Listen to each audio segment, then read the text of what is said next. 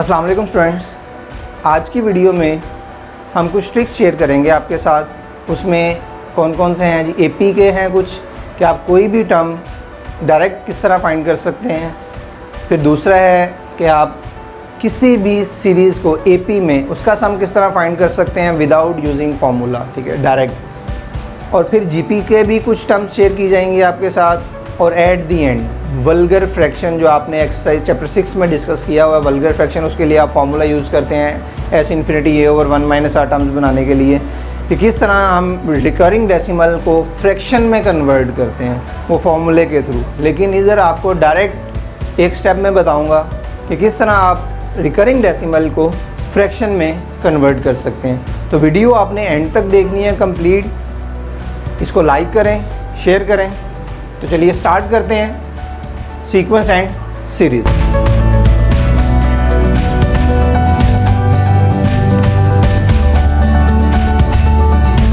Start करते हैं question से।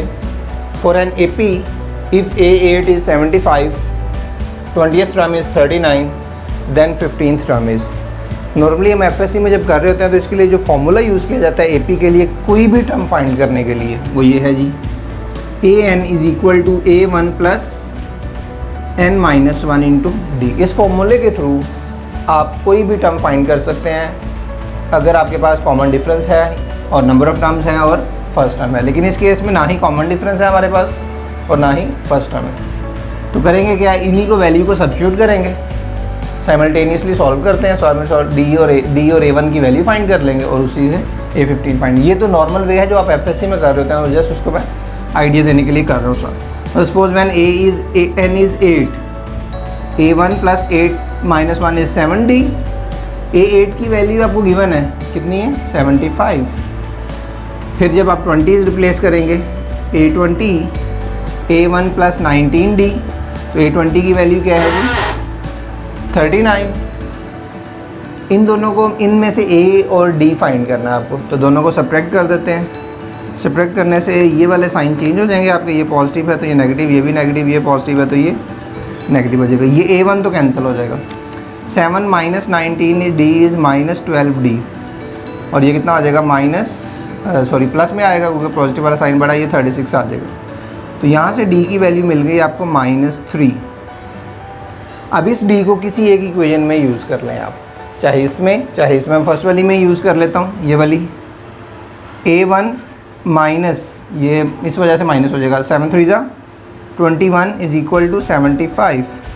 सो फर्स्ट टर्म इज़ 75 प्लस 21। तो फर्स्ट टर्म क्या मिल गई आपको, 5 प्लस 1 6, 7 2 9, 96 इसकी फर्स्ट टर्म है। कॉमन डिफरेंस क्या है, डी। हमें फाइंड करना है a15।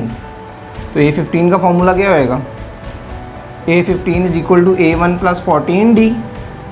अब फर्स्ट टर्म भी है वो भी है तो हम यूज़ कर लेते हैं, plus 14 common difference is -3, 96 minus 42। तो 96 माइनस 42 इज 6 माइनस 2 4, 9 माइनस 5 54। तो ये हमें आंसर मिल गया 54। ये तो वो मेथड है जो आप एफएससी में नॉर्मली कर रहे होते हैं, ठीक है। तो अगर आपको इन शॉर्ट करना है इसको तो क्या है, इसी फॉर्मूले को थोड़ा सा डायरेक्ट अरेंज करके सिंप्लीफाई करेंगे। एक चीज़ याद रखनी है, जो कॉमन डिफरेंस है एपी में वो सबसे ज़्यादा इंपॉर्टेंट है। अगर कॉमन डिफरेंस मिल जाए तो सारी की सारी एपी हम फाइंड कर सकते हैं, कोई भी टर्म फाइंड कर सकते हैं। a1 नहीं चाहिए, विदाउट a1 हम सारे के सारे, देखिए किस तरह। सबसे पहले d फाइंड करना दिखाता हूँ कि d है क्या। जब ये जो d अभी हम फाइंड करने लगे हैं, ये इसी फॉर्मूले को अरेंज किया गया और कुछ नहीं है, ठीक है। वो किस तरह d फाइंड करना है, ये जिधर में d इज़ इक्वल टू, क्या करना है आपने, इन दोनों टर्म्स को मैं लिख देता हूँ आपके सामने ताकि वो आपको इजी रहे।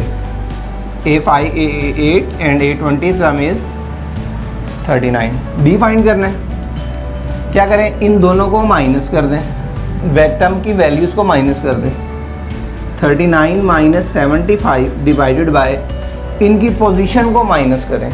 इनकी पोजीशन क्या है, 20 और 8 पोजीशन है। सो 20 माइनस 8 वो डिवाइड करना है, वैल्यूज़ को माइनस करके डिवाइडेड बाय पोजीशंस को माइनस कर दें।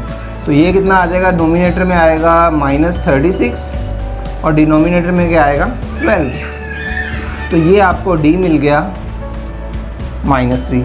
देखें इस केस में भी हमारे पास -3 था। तो इस तरह दो टर्म्स कोई भी किसी भी पोजीशन की आपको गिवन हो तो आप डी फाइंड कर सकते हैं। अगर तो कंसेक्टिव हो फिर तो माइनस करके कर लेते हैं, लेकिन अगर कंसेक्टिव नहीं है तो इस तरह आप डी फाइंड कर सकते हैं। हमें एक्चुअली कैलकुलेट करना था A15। अब A15 का एक्चुअली फॉर्मूला बनेगा A1 + 14D। डी तो है लेकिन A1 नहीं है, तो क्या करेंगे, हमें A1 फाइंड भी नहीं करना, हम इन्हीं में से जो गिवन है उसी को यूज़ करके A15 फाइंड कर लेंगे। मतलब सपोज मैं A8 को यूज़ करता हूँ तो मैं इधर लिख दूंगा A8। अब नेक्स्ट आपने कुछ D ऐड करना है। वो कैसे ऐड करना है, 8 में कौन सा नंबर ऐड किया जाए कि वो 15 बन जाए, 7, तो उतना ही D आपने ऐड कर देना है। तो ये आपका फॉर्मूला जो बन गया 15th टर्म के लिए। एक चीज़ का ख्याल रखना है कि ये जो A की सबस्क्रिप्ट है 8 और D का जो कोफिशिएंट है, इन दोनों का सम इस नंबर के इक्वल आना चाहिए। अगर इस नंबर के इक्वल है तो वो जो एक्सप्रेशन आपने बनाया वो वैलिड एक्सप्रेशन है। तो 8th टर्म क्या है जी, हमारे पास 75 और कॉमन डिफरेंस कितना है -3 का, तो ये क्या हो जाएगा -21। तो 75 - 21 इज़ 54, जो कि हमने पहले ही ऑप्शन फाइंड कर लिया। अब ऐसा नहीं है कि आप ये वाली टर्म भी यूज़ करके फाइंड कर सकते हैं। वो किस तरह, ये देखिए A15 आपको A20th टर्म यूज़ करनी है। तो 20th टर्म यूज़ करेंगे तो 20 में मैं क्या नंबर ऐड करूँ कि 15 बन जाए। वो ऐड करने से तो नहीं, माइनस करने से तो बन जाएगा, तो माइनस ही कर दें। तो मैं -5D लगाऊंगा।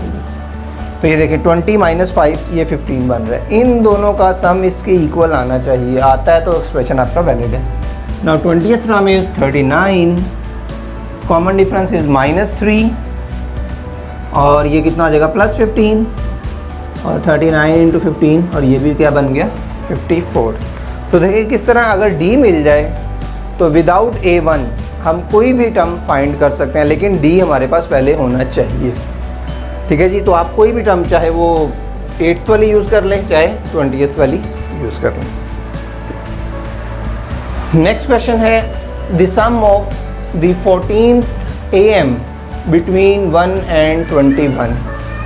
AM का फॉर्मूला आपको याद होगा, AP में दो नंबर्स का AM जो होता है A + B / 2, ये है ये अरिथमेटिक मीन, 2 नंबर्स में एक अरिथमेटिक मीन का फॉर्मूला, और ये इन सिंपल हम एवरेज भी कह सकते हैं इसको।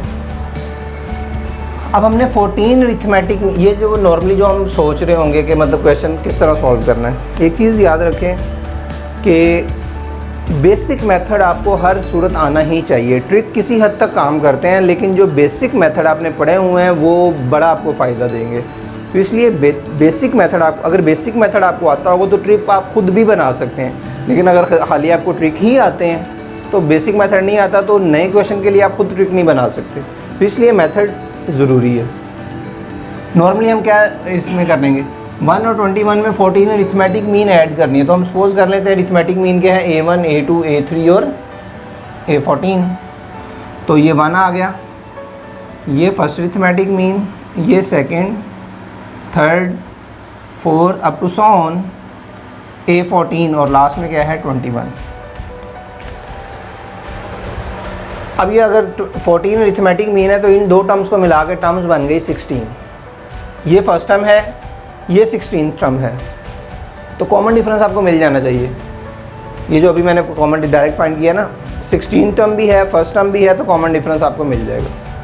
कॉमन डिफरेंस फाइंड करने के बाद इसमें D ऐड करेंगे तो A1 मिल जाएगा, इसमें D ऐड करेंगे तो A2 मिल जाएगा, इसमें D ऐड करेंगे तो A3। इस तरह सारे के सारे आप अरिथमेटिक मीन्स फाइंड कर लेंगे, लेकिन हमें उसके चाहिए सम।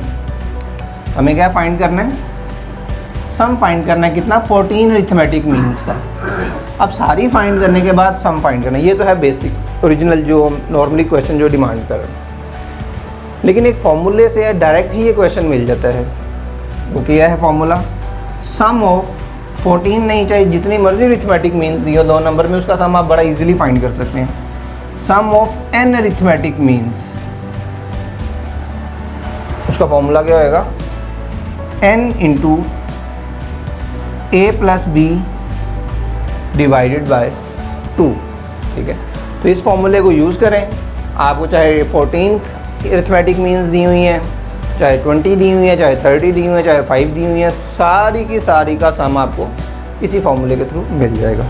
लेकिन अरिथमेटिक मीन्स होनी चाहिए, किसी और सीक्वेंस के लिए नहीं है, ये सिर्फ एपी के लिए। तो कितनी 14 मीन्स है हमारे पास 14, तो इधर 14 यूज़ कर लेंगे। ए और बी एक्चुअली वो नंबर्स हैं जिनके बिटवीन अरिथमेटिक मीन्स इंसर्ट की गई हैं, 1 and 21। तो 1 and 21 का सम क्या आएगा, 22 divided by 2 which is 11, 14 multiply by 11। तो ये कितना आएगा, 14 मल्टीप्लाई बाई 11 इज़ 154, जो कि एल्फा ऑप्शन में है। एक्चुअली ये है क्या, मैं आपको आइडिया देता हूँ ये कहाँ से आया। एवरेज वैल्यू है actually, average value a plus B by 2 average value है। एवरेज वैल्यू को जब भी आप नंबर ऑफ़ टर्म्स से मल्टीप्लाई करते हैं ना, तो हमें सम ही मिलता है। एक छोटी सी इजी एग्जांपल जो हम कर लें वो ये देखिए ज़रा, वो क्या है। सपोज़ मैं कोई AP लिख रहा हूँ 2, 4, 6, 8 and 10, ठीक है।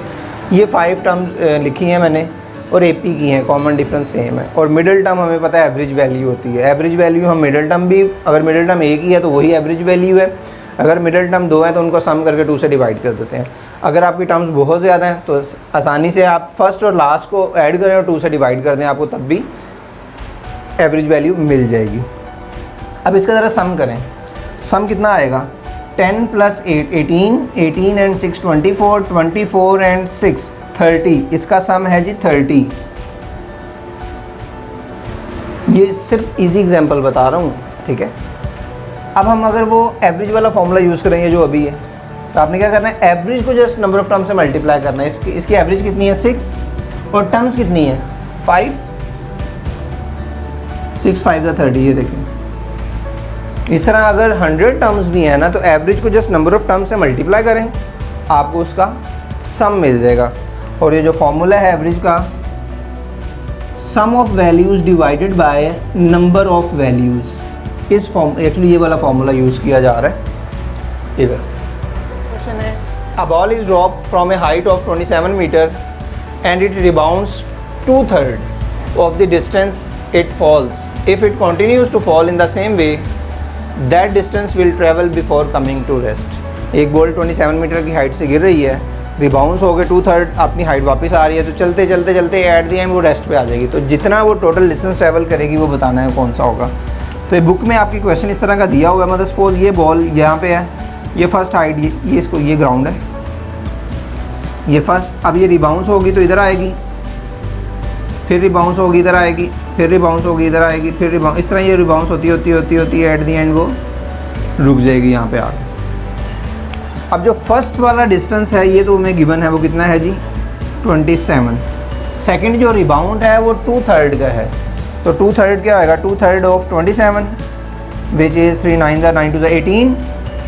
तो ये वापस जो इसकी रिबाउंस हो रही है वो 18 मीटर उसकी हाइट होगी, मीटर नहीं दिया हुआ, बस 18 उसकी हाइट है। और जितनी हाइट वापस जाएगी उतनी नीचे भी आएगी वापस, ठीक है। अब फिर दोबारा से 2/3 रिबाउंस होना है, तो 2/3 ऑफ 18 इज़ 12, तो ये 12 होगी, 12 रिबाउंस होगी, 12 ही वापस आएगी। तो ये सीक्वेंस कुछ इस तरह की बन रही है। फर्स्ट टर्म हमारी 27 है प्लस फर्स्ट हाइट जो है, ठीक है। फिर नेक्स्ट जो रिबाउंस है वो 18 का है, अगेन 18 फॉल का है, फिर 12 का है, प्लस अगेन 12 का है, इस तरह चलता चला जाएगा 2/3 के साथ। अब यहाँ पे कोई स्पेसिफिक जीपी नहीं बन रही। जीपी वो क्या होती है, जिसकी कॉमन रेशो सेम होती है। लेकिन इसमें देखिए ये टर्म्स रिपीट हो रही हैं, ये पेयर के साथ आ रही हैं, 18 भी है, 12 भी आगे, सारे पेयर्स के साथ आएंगी, क्योंकि जितना रिबाउंस होगा उतना फॉल भी होगा।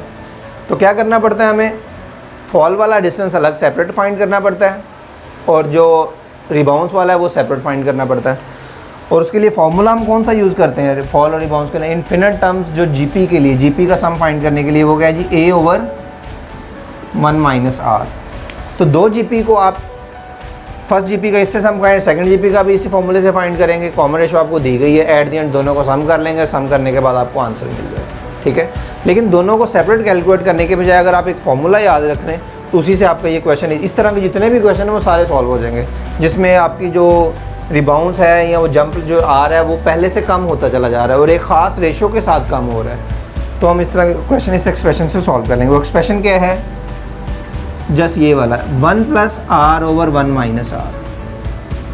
तो आपको डायरेक्ट आंसर मिल जाएगा। a is first term is 27, r is the common ratio is 2/3, 2/3 and this one is 2/3। Simplify करें, आंसर मिल जाएगा। 1 + 2/3 इज़ 5/3, 1 - 2/3 इज़ 1/3, 3 कैंसिल हो जाएगा, 27 × 5 इज़ हो जाएगा। तो आ गया 27 × 5, 27 5 7 तो 35, एंड में 5 आ रहा है तो 5 इसी ऑप्शन में आपको मिल रहा है, तो यही हमारा आंसर होगा। तो ये एक्सप्रेशन से इस तरह के सारे क्वेश्चन सॉल्व कर सकते हैं। नेक्स्ट क्वेश्चन जीपी है। For a GP if 9th term is 512, second term is 4, then 7th term is. GP हमें पता है जिसकी कॉमन रेशो क्या होती है, सेम होती है। और जीपी के लिए जो जनरल टर्म का फॉर्मूला हम यूज़ करते हैं वो है जी a1 r⁻n - 1। nth term a1 is first term, r is the common ratio and n is the number of term। अब जिस तरह AP में हमने AP में कॉमन डिफरेंस डायरेक्ट फाइंड कर लिया था और कॉमन डिफरेंस ही इंपॉर्टेंट होता है AP में, इसी तरह GP में कॉमन रेशो इंपॉर्टेंट है। अगर कॉमन रेशो हमें मिल जाएगी तो हम कोई भी टर्म GP की फाइंड कर सकते हैं। अब मैं उसको प्रॉपर वे से सॉल्व नहीं करवा रहा, मैं आपको डायरेक्ट R फाइंड करना सिखा देता हूँ। कैसे फाइंड करेंगे R के लिए आपने क्या करना है, इन दोनों टर्म्स को डिवाइड करना है, इन दोनों टर्म्स की वैल्यू को डिवाइड करना है। तो 512 डिवाइडेड बाय 4। अब इनकी पोजीशन को माइनस करें, पोजीशन माइनस करके क्या आ रही है, 9 - 2 इज़ 7, उसका रेसिप्रोकल इधर लिखना है, ठीक है।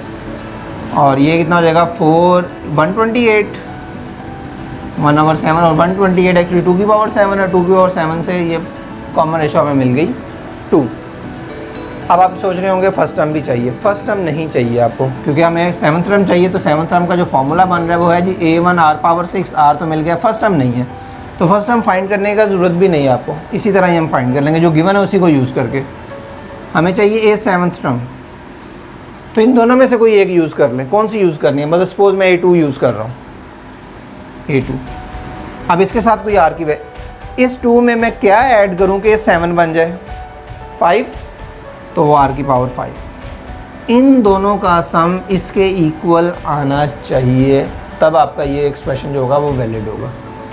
तो second term is 4, common ratio is 2⁻5, तो 2⁻5 इज़ 32, 32 मल्टीप्लाई बाय 4, 4 2 8, 4 6 12, 128, ये हमें आंसर मिल गया।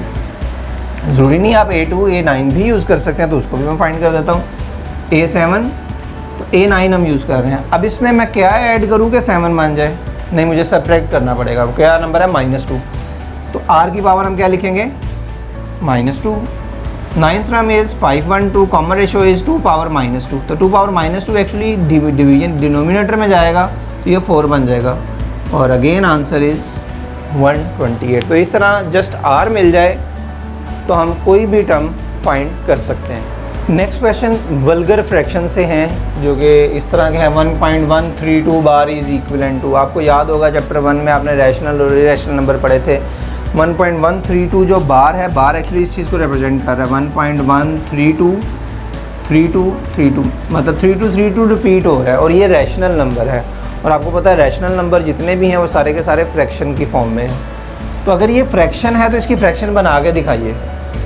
तो ये चैप्टर 6 में आपने इसको वल्गर फ्रैक्शन के नाम से डिस्कस किया हुआ, तो हम इसको करते क्या है mostly 1.13232 up to so on. तो इसको हम लिखते हैं 1 + 0.1323232। फिर इसके बाद इसको फिर सीरीज़ में कन्वर्ट कर देते हैं। इस सीरीज़ में फिर हम वो फार्मूला यूज़ करते हैं a/1 - r का a/1 फार्मूला यूज़ करके, इधर हमें आंसर मिलता है। ठीक है, मैं सॉल्व नहीं कर रहा, मैंने जैसे आपको आइडिया दिया जो आप नॉर्मली सॉल्व कर देते हैं, लेकिन इसको हम डायरेक्ट ही सॉल्व कर लेते हैं। वो किस तरह, देखिए ज़रा, आपने क्या करना है, बार और डेसिमल बस गायब कर देना है। जो भी बार और डेसिमल है इसको इग्नोर कर दें, तो ये क्या हो जाएगा 1132 डिवाइडेड बाय इसमें से माइनस करें, बार से पहले जितने भी नंबर हैं वो माइनस कर दें। वो क्या है, 1 1 है, तो ये 1 1 माइनस कर दें, डिवाइडेड बाय जितनों पे बार है, जितनों पे बार है उतने 9 यूज़ करें, और डेसिमल और बार के दरमियान में ऐसा कोई डिजिट है जिस पे बार नहीं है, एक डिजिट है तो 1 0, तो ये आपको आंसर मिल जाएगा।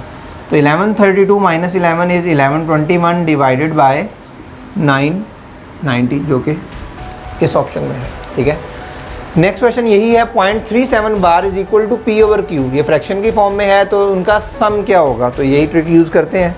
तो हम क्या करेंगे, डेसिमल और बार इग्नोर कर देंगे, तो ये आ जाएगा 37 माइनस डेसिमल से बार से पहले जितने भी नंबर है वो माइनस कर दें, तो वो एक्चुअली वो 0 ही है, तो माइनस करने की कुछ जरूरत नहीं, माइनस 0 हो जाएगा। कितनों पे बार है, 2 पे, तो 2 9। बार और डेसिमल में क्या कोई ऐसा डिजिट है, नहीं, कोई भी नहीं है जिस पे बार ना हो, तो सिंपल 9 37 ओवर 99। ठीक है, ये इसकी फ्रैक्शन बन जाएगी, लेकिन इसका हमें सम चाहिए, तो इसका सम क्या आ जाएगा, 7 9 16 136, जो कि डेल्टा ऑप्शन में है। ठीक है, प्रैक्टिस के लिए मैं एक और क्वेश्चन लिख देता हूँ। सपोज आ जाए 1.325, ये बार इस पे आ गया, 325 पे कंप्लीट बार है, तो क्या करोगे, 1325 बार, तो हमने बार और डेसिमल रिमूव कर दिया, माइनस बार से पहले जो भी नंबर है वो माइनस करना है, वो क्या है, 1 है, तो सिर्फ 1। बार से पहले जो भी है, डेसिमल आपने इग्नोर करना है, डेसिमल को नहीं देखना। और कितनों पे बार है, 3 पे, तो 3 9। क्या बार और डेसिमल के दरमियान में कोई डिजिट है, नहीं, तो 0 लगाने की ज़रूरत नहीं है, तो यही हमारा आंसर बन जाएगा 1324 डिवाइडेड बाय 999। ठीक है, एक और क्वेश्चन आपको सिंप्लीफाई कर देता हूँ ताकि वो क्लियर हो जाए। सपोज 3.142 पे बार है, तो क्या करेंगे, 3142 डिवाइडेड बाय, क्या माइनस करना है, बार से पहले जो नंबर है, बार से पहले क्या है, 31, तो ये माइनस हो गया 31। कितनों पे बार है, 2 पे, तो 2 9 यूज़ करके। बार और डेसिमल में क्या कोई डिजिट है, हाँ जी, ऐसा एक डिजिट है, तो 1 0 आप ऐड कर लें, इसको सिंप्लीफाई कर लें, आपकी क्या बन जाएगी, फ्रैक्शन बन जाएगी। लास्ट क्वेश्चन जीपी से ही है, the third term of GP is 4, the product of its 5 terms are. अगर मैं 5 टर्म्स जीपी की लिखूँ, वो A1 A1R स्क्वायर, उस तरह लिख रहा, मैं सपोज कर रहा हूँ, ये फर्स्ट टर्म जीपी की है, ये सेकंड टर्म है, ये थर्ड टर्म है, ये फोर्थ टर्म है, और ये क्या है, फिफ्थ टर्म है, और ये सारी जीपी की टर्म्स है। तो जो थर्ड टर्म 5 टर्म है, जो थर्ड टर्म है एक्चुअली वो मिडल टर्म नहीं है जी, मिडल टर्म है। तो अगर जीपी की मिडल टर्म दी हो और आपसे सारी टर्म्स का प्रोडक्ट पूछ लिया, तो बहुत ही सिंपल है, क्या करना है आपने, जस्ट मिडल टर्म 4 है, क्योंकि थर्ड टर्म एक्चुअली ये मिडिल टर्म के लिए, अगर मिडिल टर्म के अलावा है तो फिर आप ये काम नहीं कर सकते, मिडिल टर्म से ये सारा कुछ वैलिड होगा। द प्रोडक्ट ऑफ 5 टर्म्स, कितनी टर्म्स का प्रोडक्ट चाहिए, 5 का, तो आप जस्ट कर देंगे 4 की पावर 5, आपको आंसर मिल जाएगा। ठीक है, वेरीफाई करने के लिए आपको मैं एक एग्जांपल करवा देता हूँ, छोटी एग्जांपल, जिसमें 3 टर्म्स होंगी। ये देखें, 2 4 एंड 8, क्या ये जीपी है, 2 2 4 4, हाँ जी, कॉमन रेशियो इसकी 2 है, ये जीपी है। सेकेंड टर्म इसकी 4 है, जो कि मिडिल टर्म है, तो मिडिल टर्म की अगर मैं पावर 3 करूँ, 3 टर्म्स का हमें प्रोडक्ट चाहिए ना, तो 4 की पावर 3, वो कितना हो जाएगा, 4 4 जा 16, 16 4 जा 64, 4 की पावर 3। अगर वैसे आप इनको मल्टीप्लाई करके देखें तब भी 64 ही आएगा। 8 4 जा 32, 32 2 जा 64।